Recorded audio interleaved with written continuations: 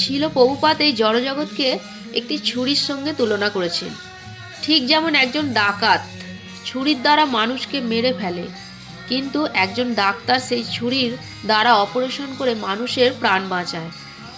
তো একটি ব্লেড যদি একটি শিশুর হাতে দেয়া হয়, সেই শিশুটা অজ্ঞানতার ফলে তার হাত কেটে ফেলবে, কিন্তু ওই ব্লেড যদি একটি বয়স্ক লোককে দেয়া হয়, সে তার তার দাড়ি কামাতে ওই ব্লেড ব্যবহার করবে।